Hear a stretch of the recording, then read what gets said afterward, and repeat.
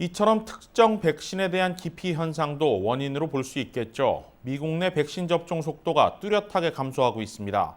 빠른 집단 면역을 위해선 접종 속도를 다시 끌어올려야 하는데 다음 주 예고돼 있는 10대 청소년 접종이 관건이 될 것으로 보입니다. 박시문 기자가 보도합니다. 5월 들어 미국의 코로나19 하루 평균 백신 접종 수는 약 213만 회.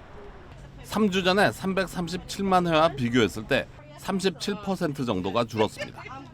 특히 지난 4일에는 2월 이후 처음으로 하루 접종 수가 100만 회를 넘지 못했습니다. 이 같은 접종 감소 추세는 미 전역 각 지역을 살펴봐도 비슷하게 나타나고 있습니다. LA 카운티의 경우 지난주 46만 7,134회분의 접종이 이루어졌는데 이는 일주일 전 61만 1,592회분의 접종이 이루어진 것보다 24%가 줄어든 것입니다. 고연령자와 기저질환자, 접종 대상자들의 접종이 완료된 이후 나머지 대상자들의 접종이 더디게 이루어지는 것이 가장 큰 이유로 꼽힙니다. 여기에 더해 특정 백신에 대한 접종 기피 현상, 백신 자체에 대한 불신도 원인으로 지적됩니다. 그 밖에 접종을 원하지만 거동이 불편하거나 지역 접종 장소에 대한 정보 부족으로 인한 미접종도 원인 중 하나로 거론되고 있습니다. 이런 가운데 식품의약국 FDA는 이르면 다음 주 초 12세에서 15세 어린이들을 대상으로 화이자 백신 접종을 승인할 예정입니다.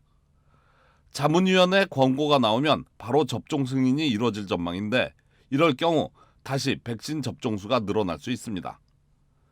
건강한 10대들의 경우 바이러스 전파력이 상대적으로 높은 것으로 알려져 있는 만큼 청소년들의 빠른 백신 접종이 집단 면역에 이르는 열쇠가 될 것으로 보입니다. 바이든 대통령 역시 향후 60일간 추가로 1억 회 접종을 목표로 청소년들을 대상으로 한 백신 접종을 빈틈없이 진행하라고 지시했습니다. 현재 미국에서 한 번이라도 백신을 접종한 사람은 전체 인구의 45%며 32%는 접종을 완료했습니다. 한편에서는 접종자가 늘어날수록 새로 접종하는 이의 숫자 감소는 불가피하다는 시각도 있습니다. 블룸버그 통신은 실제 여론조사 등을 보면 미국민 중에서 백신을 맞지 않겠다고 답하는 비율은 갈수록 낮아지고 있다고 전했습니다.